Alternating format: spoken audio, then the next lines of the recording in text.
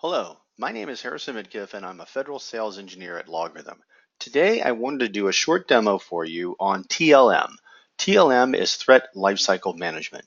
Basically what that is every log message that's received into the LogRhythm solution needs to go through a lifecycle to determine if it's a threat or not. So let's go ahead and let's dive right into the solution and take a look at TLM in action. What I've got here is I've got the web UI where I'm logged into the LogRhythm solution now. On the web UI, we can have a series of dashboards where we can see exactly what's happening.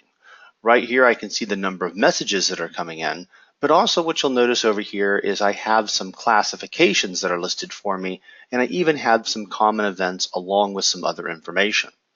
The classifications are good because every log message that comes in is given a classification. Here you can see I have some authentication success information. I also have some configuration information that's been coming in as well. And you can even see I have some critical information that's coming in. Over here under the common event is where I get to go a little deeper into the log messages to understand what's going on. I can see I have file monitoring events. I have bad response packets. I also have some general alerts that are going on. At any given time on any screen that I'm in, if I want to go deeper to understand what's going on, all I have to do is click the logs button right over here, and I'll be able to see the logs associated with this dashboard. From this log right here, coming off of the Windows Event Viewer, you can see I have all the metadata which we've extracted from the log. And then if I click on the log message, I can see the actual raw log message that was sent over to LogRhythm, which generated all of this. So some very interesting information right here. Well, I'm not really interested in doing an investigation looking for something, but what I want to do is I want to work off the alarms to look at something that's starting to happen on the network, and then what I can do is I can remediate it. So I'm going to click on the alarms tab right here. What we're going to do next is I'm going to do a live demo and show you something happening right in front of us so we can launch these particular events and see the alarms coming in. So what I'm going to do is I'm going to come over here and I'm going to do a filter, and I'm going to do a filter, and let's do a filter for how about the last 15 minutes. So we don't have any alarms on the screen, so as I'm starting to do this, the alarms will start to come in. Well, now I'm going to play the role of the user, and I'm going to come over here and I'm going to open up an RDP session. And what I'm going to do is I am going to log into one of my secured servers, and I'm going to log in as the user Rick. Now, everybody has secured servers and other assets inside the organization that need to be secured. If anybody logs into these systems, we need to record that activity. Sometimes it's as simple as people filling in a spreadsheet or filling out a ledger, letting them know that they access something. But these are logs that are being generated on systems, so this is a great way for me to get alarms and know when somebody's logging into a particular system. Just logged into the system, the log event is being created. It is coming over to LogRhythm. LogRhythm is now processing that log message, and in just about another 2 or 3 seconds here, I should get an alarm on the screen letting me know that a user just logged into this system. And here's my alarm right here, privileged user logged in. I'm going to click on privileged user login, and just some interesting details about this alarm is I can see right here the computer name that was logged into, and I can also see my user, and there's my user Rick right there. If I scroll down a little bit farther inside the message, I have a section in here called Smart Response Actions. What smart responses are, it's a way to automatically remediate this particular message. You can see right here, it says End RDP Session, so all I have to do is click Approve right here, and what it will do is it would log the user off of that RDP session. This is extremely powerful because now the security analyst, as he's watching these events, has the ability to be able to remediate these things on the fly. This, of course, can be manual, where I hit Approve, or it can be automatic, or it can even go through an approval process. So a very nice way of handling this, okay? You'll also notice that I have a risk number associated with this of 69. Risk numbers go all the way up to 100, and depending upon how risky it is will depend upon what the number is. Well, Rick logged into a secured server, but he really hasn't done anything as of yet. So let's come back over here and let's look at some other things that Rick might be doing. And Rick is one of our network administrators. And what network administrators always have is they have what we refer to as the keys to the castle. They can go in and they can do just about anything that they want, just about. And that's what he's attempting to do. So what he is going to do is he is going to add himself to a group, and he's adding himself to the intelligence group. Okay.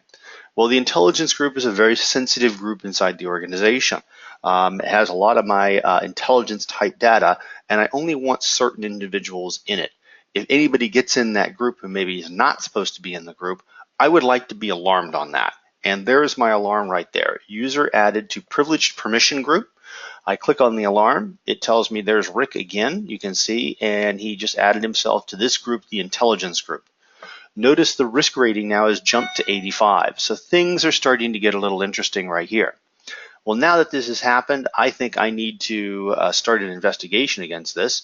So what I'm going to do is I am going to come right over here, and I am going to click this little case button, and I'm going to create a new case. And I'm going to put a name in for it, and we'll say Rick, I'm going to call it Rick Activity on domain. I can get a prioritization against this. I can set it to 2 or number 1, which is high, but I'll leave it at number 2, and I can even put a due date on it as well. So we'll just leave the due date on the 28th. I'm going to hit save, and what it's going to do is it's going to save that case and put that alarm inside of it. Well, this alarm that I just did right over here, I'm going to click on this alarm right here, and I'm going to say I want to add that to that current case. So you see right over there, it just popped open a little case window and it popped it in.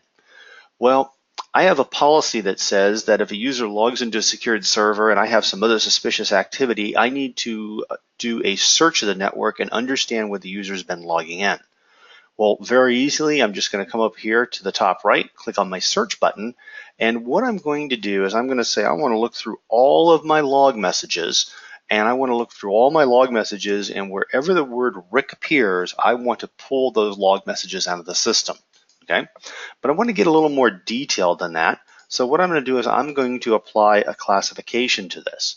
What a classification is going to do is it says anywhere that I have an authentication success and Rick is in the body of that log message, I want those messages pulled out. So that's exactly what I've got right here, and I'm going to launch that search against the system. It's searching the system. I have my first results that have come back, and now all results are back. So now I'm going to click on it, and we'll take a look at those logs, and we'll see exactly what Rick was doing. What's so powerful about this again is I'm searching all the logs across the organization, and I'm searching all the logs in the last 24 hours. You can see right here I have authentication successes. I have common events on here for user logins and user logoffs. I have the top hosts that are on here as well. There's Rick, my user, right there. And I have more information about 2 servers that were used, the LR2008DC and the LRVM-XM. If I want to see the logs that are associated with this, I just click the logs button, and there are all the logs right there. So they're all coming in, and I've got some Windows events right there. There's the metadata. There's all the raw log messages that are coming along with it as well. So very, very powerful. Well, now what I want to do is I want to take all of these logs and I want to add them to the case that I just created. My case is right over here to the left, so I'm going to click this little case button and pop it out, and I'm going to click the Add Logs button right here, and wants me to put a note in here, so I'll put last 24-hour access and hit continue against that, and we'll take all those logs and we'll push them into the case. Now the cases are very powerful.